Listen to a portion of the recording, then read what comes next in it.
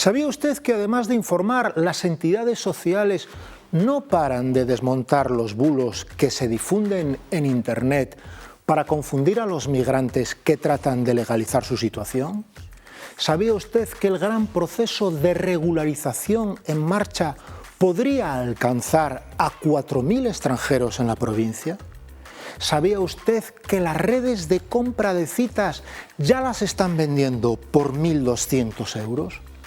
Y por último, ¿qué cree usted que hará el PP en el pleno de mañana sobre el presupuesto municipal? Las preguntas que usted se hace cada mañana también nos las hacemos aquí. Las respuestas en 15 segundos arrancan portada.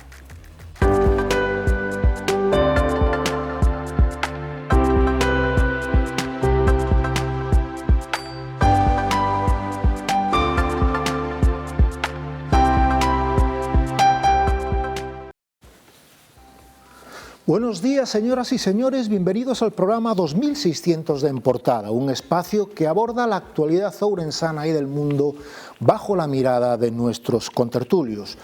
Pero antes, como siempre, vamos a repasar la portada de La Región, cuyo titular principal dice así: Sánchez ofrece todo el apoyo a Zapatero sin entrar en explicaciones.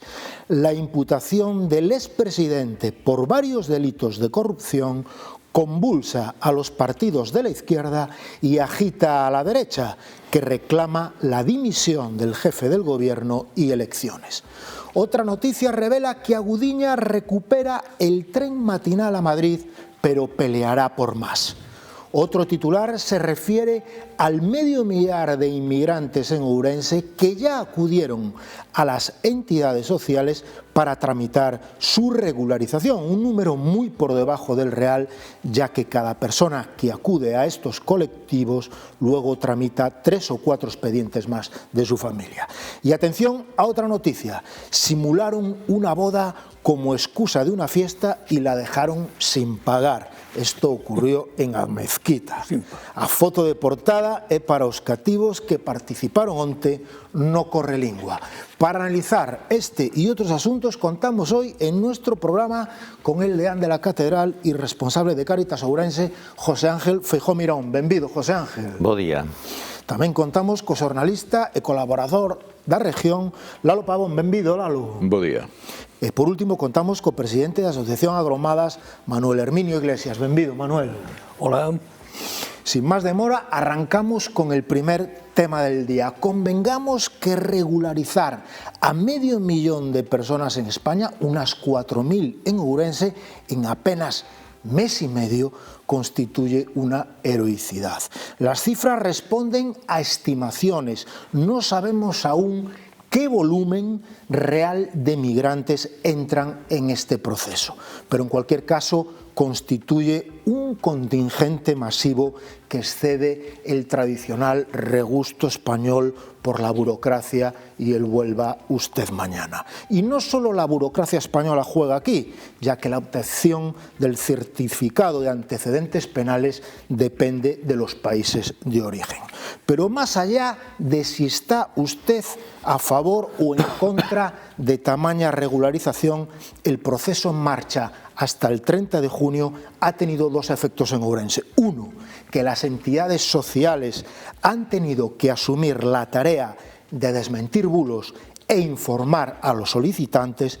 Y 2, que el trapicheo de la compraventa de citas alcanza ya los 1.200 euros, tal como advierte la Fundación Juan Soñador. En cualquier caso, como apunta la venezolana Carla Querina en La Región, culminar este proceso y obtener la legalidad supone un alivio y una oportunidad gigante. José Ángel, tú como responsable de Cáritas Ourense sabes de primera mano todo lo que está sucediendo aquí. Sí, nos estamos encontrando las entidades sociales, en concreto nosotros en Cáritas, con muchísimos problemas, ¿no?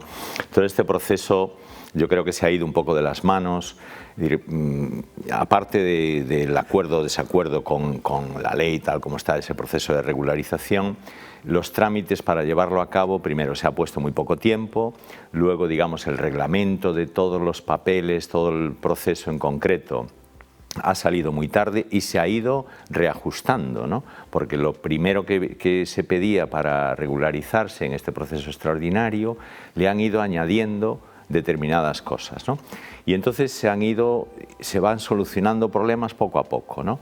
Primero, el tratar de informar a la gente, que la información muchas veces no está nada clara ni para los mismos que tienen que llevar a cabo el proceso. Porque aquí, por ejemplo, se han abierto una oficina de la Administración, Correos. En Correos se recogen todos esos papeles, uno de los lugares donde se pide cita, y ellos mismos no estaban informados de algún papel que realmente era necesario o que no era necesario, ¿no? Entonces, realmente, primero, la información. Y después poner los medios para, en el momento que se aprueba una ley, pues la Administración está obligada a poner los medios para que esa ley se pueda cumplir. Y en este caso la Administración lo que ha hecho es, bueno, en muchos casos sacarse la pelota de encima, que las entidades sociales se busquen la vida, ¿no? Y entonces está sucediendo eso, que por ejemplo, el famoso certificado de vulnerabilidad, ¿no?, que es necesario, pues en principio solo lo podían dispensar los asistentes sociales de los concellos. Después ya se ha abierto la posibilidad a que las entidades sociales que quieran puedan solicitar dispensar tal certificado de vulnerabilidad, cosa que, bueno, ha agilizado un poco la situación, pero que no todo el mundo lo sabe. Después, la presentación de toda la documentación para este proceso de regularización. En principio se puede pedir cita a través de dos medios, uno es a través del Ministerio, en la página web del Ministerio, que tú pones los datos y solicitas cita en tu provincia, en los dos lugares que se puede hacer aquí en Orense, y te mandarán la cita por correo electrónico, te llamarán por teléfono cuando, yo qué sé, cuando Dios baje el dedo, ¿no? Y otra manera es a través de la plataforma 365, que la mayoría de los extranjeros no saben lo que es esto, ¿no? Y otro proceso es a través de una página, de un acceso que tienen pues las gestorías, ¿no? Y entonces, bueno, todo esto un poco se desconoce, ¿no? Entonces ahora mismo se han creado como distintos cuellos de botella. Uno, el famoso certificado de vulnerabilidad. Otro, el que tú hacías referencia, del certificado de penales, que depende de los países de origen. Que yo que sé, por ejemplo, en Colombia es relativamente fácil, en Venezuela es a través de una página web tremendamente complejo, ¿no? Y entonces ahí ya se ha creado todo un problema. Después, mucha gente para certificar, que lleva 5 meses aquí, cree que es necesario hasta los tickets de compra de cada día, lo cual hace un papeleo impresionante, ¿no? Y después que realmente para recoger toda esta documentación, ahora mismo hay habilitados 2 lugares y se puede hacer a través de algunas gestorías, y es más, algunas entidades estamos solicitando la posibilidad de tramitar todos esos papeles, pero ¿qué sucede? Que estamos un poco desbordados y, bueno, pues un poco bastante quejosos con la Administración, ¿no? Si la Administración hace una ley, la Administración tiene que poner los medios para que esa ley se lleve a cabo y no jugar con las entidades sociales, porque además aquí hay un problema.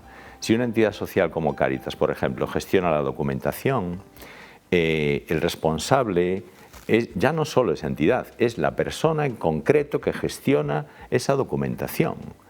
Y alguien tiene un problema y a quien denuncias a esa persona.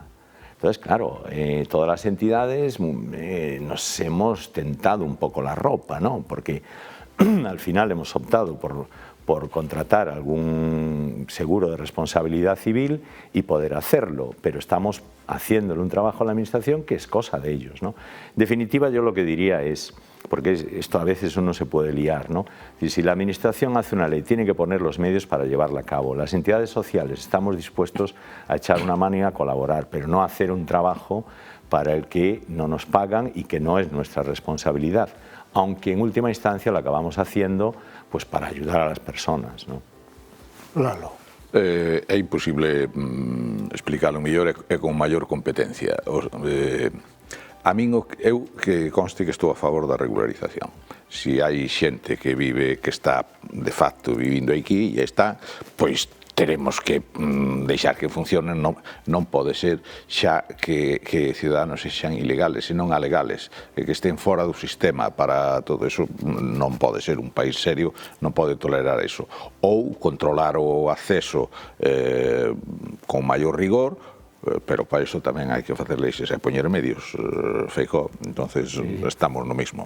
Pero si veñen, porque ademais o 99% dos que veñen necesitámolos imperiosamente, e en unha provincia como a nosa xa non digamos, porque, en fin, somos un país de pensionistas e de miles de personas dunha edad avanzadísima que necesitan auxilio, como tú ben perfectamente conoces.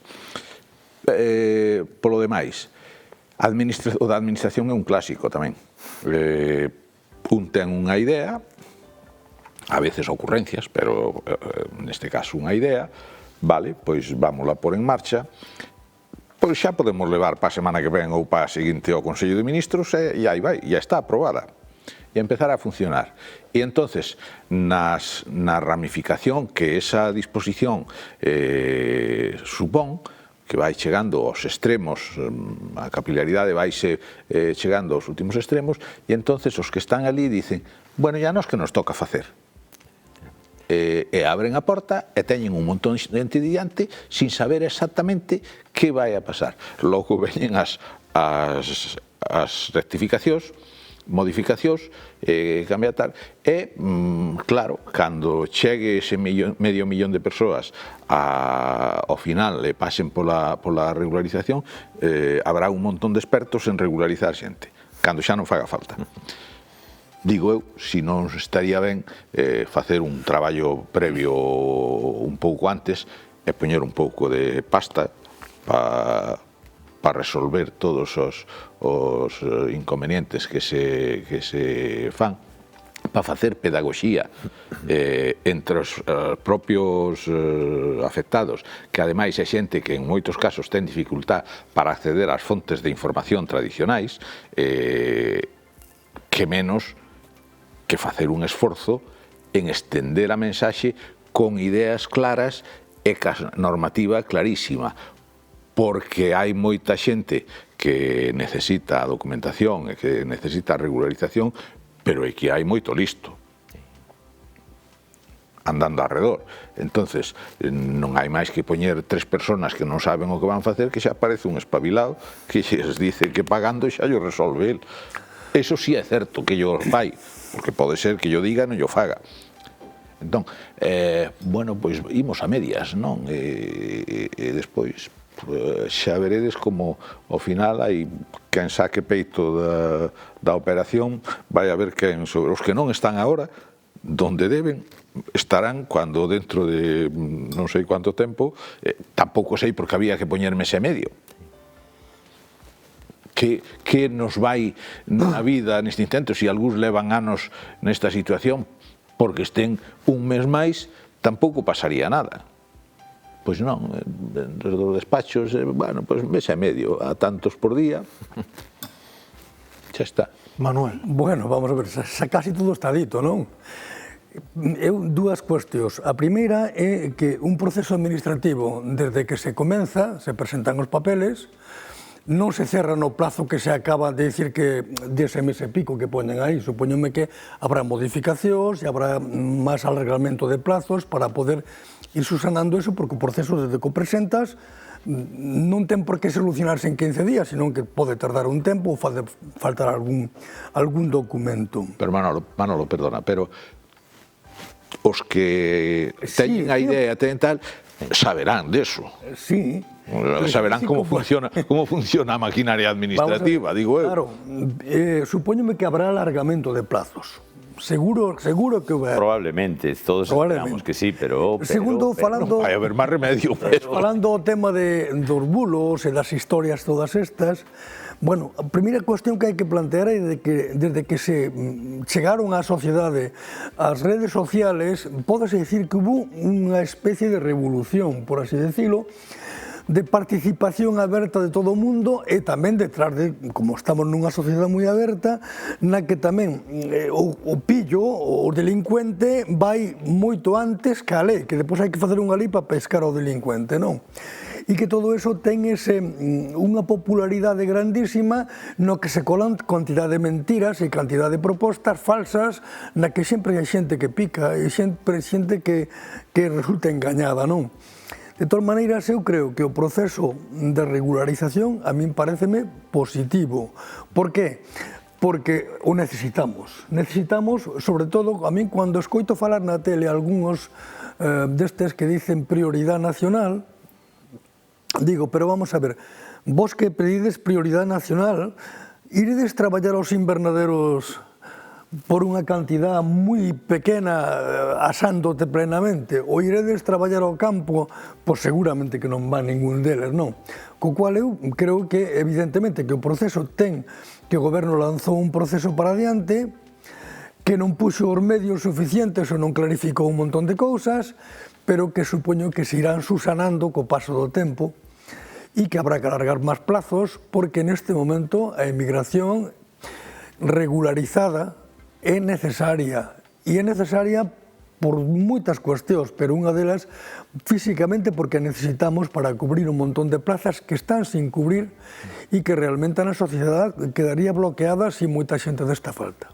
Imagino, José Ángel, que cando os solicitantes, os migrantes, culminan este proceso sinten un alivio importante, non? Porque vivir na situación de ilegalidade xa de por sí é unha situación de vulnerabilidade, non sei por que hai que pedir este documento. A verdade é que sí, que un pouco comentaba que máis que ilegalidade en moitos casos é a legalidade, porque é unha situación aí que non se sabe moi ben cal é, non? Evidentemente, pa todos iles, ou diría pa a inmensa maioría, é un alivio, porque poden acceder a un mercado de traballo regulado, cousa que hasta ahora é imposible. Entón, toda esta xente que está vivindo, gustenos ou non, de algo ten que vivir, e a maioría deles non viven de roubar, viven de un traballo en B, porque non hai outra solución. Entón, para moitísima desta xente, evidentemente, cando deixaron o seu país, isto tamén hai que telo claro, non? A maioría da xente que deixa o seu país, que se ven ca súa familia, que ao mellor ten que vender a súa casa ou ten que deixar todo no seu país de orixen, non o fai por deporte, faino porque as condicións onde está vivindo son moi malas. E entonces buscan unha vida millor, cousa que todos facemos e que fixemos, e que temos tantos exemplos na nosa Galicia, non? Hombre! Sí, claro, entonces, para eles, de repente, ter a oportunidade de poder acceder a un traballo, poder acceder a unha educación, poder acceder a uns servicios, pois claro, é un enorme alivio. Entón, non me extraña que, claro, que todos estes pillos que cobran de 400, 500 e máis, e 1000 euros ás veces por as citas ou presentar os papeles, claro, teñen éxito. Por qué? Porque, vamos, se a miña vida depende, o meu futuro depende de 500 euros, vamos, saco ainda que teña que dormir debaixo dun puente. Porque por 500 euros non me vou deixar de solucionar a vida, non? Entón, a verdade é que é moi triste esa explotación que a veces fan os pillos, digamos, desta xente, non? E realmente é un alivio, non? É como decíades, é unha necesidade na nosa sociedade.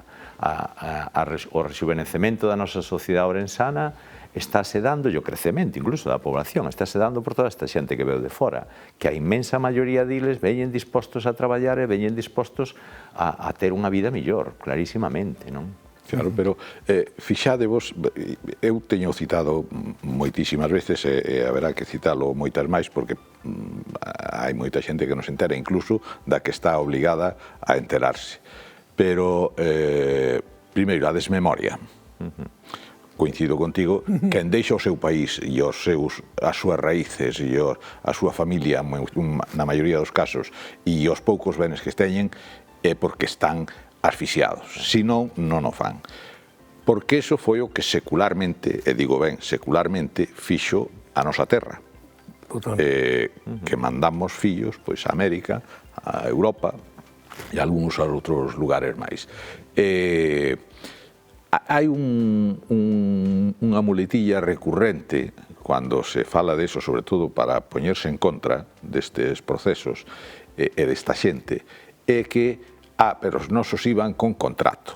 Eso é unha falacia. Eso sí que é un bulo. Ese sí que era un bulo. Había xente que iba... Pero eso, a xente con contrato foi cando se creou, a partir da creación do Instituto Español de Migración, nos principios dos 60, e calculas, perdón pola autocita, pero sempre me interesei moito por este asunto, porque eu, como casi todos, tuvemos familiares e antecedentes, ou temos antecedentes da emigración, pero ademais por poder entender e poder explicar todo isto. É dicir, como pode ser que aquí chegue xente que son os barandas, que veñen porque a molestar e a dar, e os nosos eran, pois, pías personas que iban polo mundo adiante, en fin, casi facéndolle un favor aos americanos ou aos centroeuropeos. Pois non, eran exactamente o mesmo. E a finales dos 60 e principios dos 70, según datos oficiales do Instituto Español de Emigración e dos postos referentes de emigración en Francia, Alemania, Gran Bretaña e Países Baixos que eu consultei sobre os porcentaxes, sobre as cantidades e porcentaxes de xente que entraba con documentación, en algúns casos era o 5%, en outros o 15%, casi sempre sobre estimacións, porque descoñecíase realmente, como pasa aquí, exactamente cuántos hai, descoñecíase. E en Francia chegou a haber de cada 8 emigrantes, de cada 10 emigrantes, 8 entraban como turistas ou como nada, pasando sin documentación alguna. Bueno, pois despois foron explotados, traballaban en B, vivían en barracas, e algúns casos que coñecín personalmente na zona de Marsella, Toulon, por aí, traballaban durante anos en explotacións agrícolas, donde xa nos anos 60 había invernadoiros, eran a novedad absoluta, e algúns enteráronse de que houve a Revolución Francesa estando ali porque non lles pagaron. Entonces empezaron a preguntar que pasaba. Pois resulta que había o Maio francés, non? A Revolución Francesa non, dixen o Maio francés. Bueno, foi unha pequena revolución, pero que logo se quedou en casi nada. Perdón polo lapsus. Enteráronse por eso. Esa mesma xente e a outra como elas, cando xa de volta iban á Seguridade Social e pedían os datos de cotización, algúns non habían cotizado absolutamente nada e firmaban papeles como que... Pero eses datos que tú das realmente son moi interesantes por eso, porque perdemos a memoria. Claro, eu digo, pero como somos capaces... A xente é capaz de falar sin ter nin idea. Ainda agora, estos días, lees nas redes e a xente dice, no, que os nosos iban... Pero se iso é unha falacia, é unha mentira.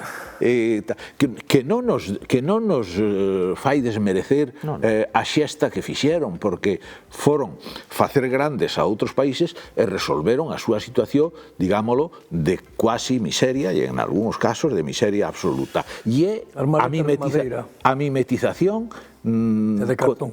Claro, a mimetización co de hoxe, co que está pasando hoxe.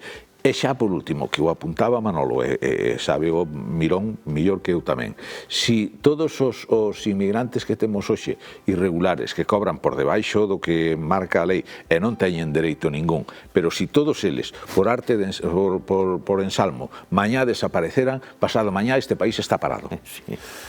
Bueno, eu creo que xa non queda moito que dicir sobre o tema da emigración, non? Pero hai un dato que apunta o vosso periódico hoxe, que non se cubre a tasa de nacementos. En este caso dice que non se cubre a tasa de nacementos últimamente debido ás defuncións, non? O sea, polo tanto, temos un problema de población importantísimo, sobre todo se queremos que as familias, bueno, que hai xente que está moito máis cualificada que a min, que sabe que antes as familias éramos 7 ou 8 nunha familia, non?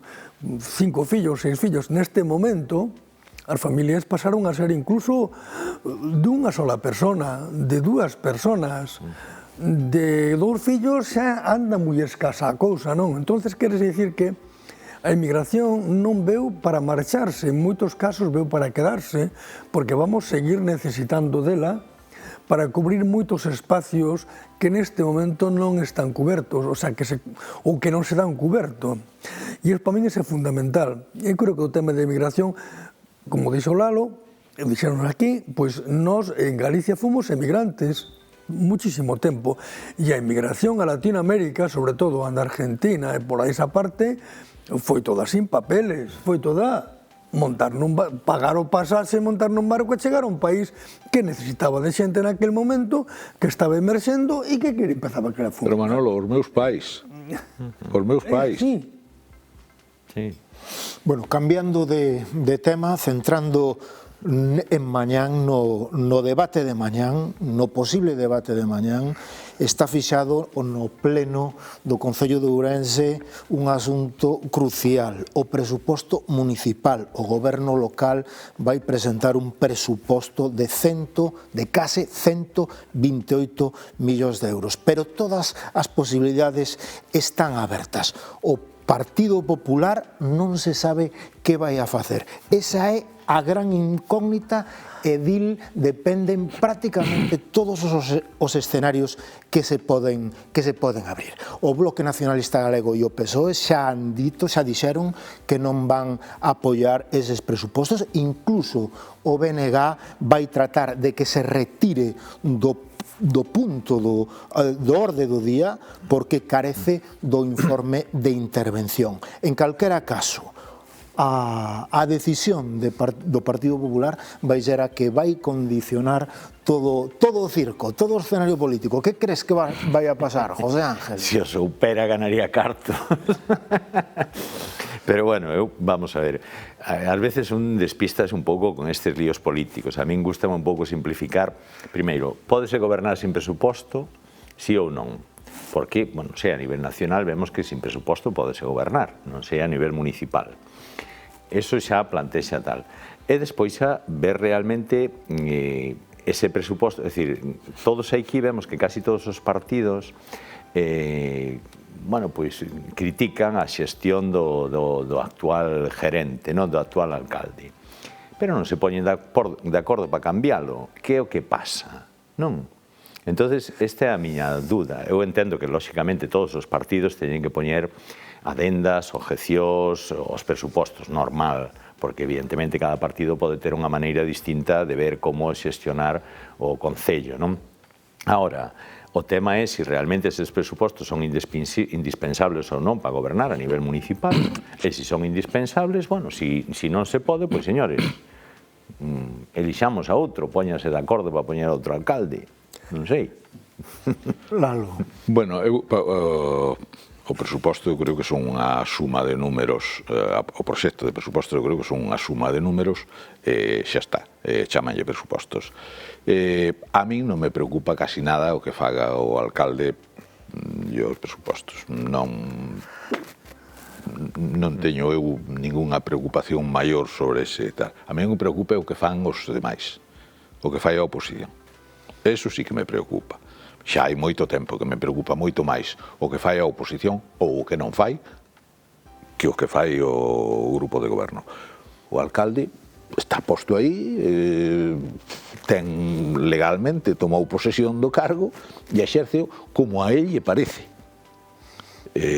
en detrimento de gran parte dos intereses dos ourensáns. Pero si quenes están aí con capacidade para elo non o remedian, pois que vamos a facer? Non, porque cada semana ou cada 2 semanas escoitamos declaracións do mal que o fai o alcalde, posibles ilegalidades a veces. Por certo, este proxecto de presupostos me parece que carece de informe de intervención, que é perceptivo. O sea, que se poden aprobar unhos presupostos que logo se poden declarar nulos. Pero o alcalde sírvenlle para poder acceder a fontes de financiación e a non perder fondos europeos. Que despois son nulos xa dá igual. Entón, isto é unha triguiñuela todo. Os presupostos un pouco a un enredo de broma, non? É que é un enredo, isto é unha... É que vivimos nun país, nun concello que é un esperpento, unha cousa sin pés nin cabeza, e todo o mundo parece que estamos perdendo o norte, se non está perdido, e sobre todo as forzas da oposición, que digo, cada semana ou cada 2 semanas nos lanzan unha filipica dicindo o mal que o fai o alcalde e o mal de tal, pero iso vémoslo todos. Eso non fai falta que nos lo conten, que estamos vendo todos. O que necesitamos son solucións, e as solucións están nas maus deles. Tamén é certo que nas dos ciudadanos algo na mau tamén está, pero aquí a contestación quedou, antes citaba o maio do 68, de aí e pa diante pouco máis. Se non hai contestación, parecería que tampouco estamos tan descontentos. Manolo, tes que resumir, tes que pechar. Bueno, pois eu creo que no pleno de que se mañá ábrense dúas posibilidades que para min son importantísimas. A primeira é, se o PP vota en contra, Jácome xa anunciou que presentaba unha moción de confianza. Se presenta unha moción de confianza, están obligados ou a votalo ou quedan os presupostos aprobados. Sí, claro, aproban sus presupostos. O sea, para min esa é a cuestión que se plantea xa che digo eu que se aproban os presupostos. Entonces quedan, o plantexamento é o seguinte, se o Partido Popular se mantén en contra e tal como voces que sonan por aí así un pouco por detrás dicen que o Partido Popular vai pa diante para votar o alcalde fora antes das municipales próximas, o sea, para votalo fora para que o imputen, o sea, quede completamente desautorizado, ou senón vas a encontrar con un tema que é o seguinte: moción de confianza, tendes un mes para presentar ou cambiar o alcalde, ou se non quedan aprobados os presupostos. Esta é a situación que se plantexa. O demais son todas florituras e cosas que se dicen por aí.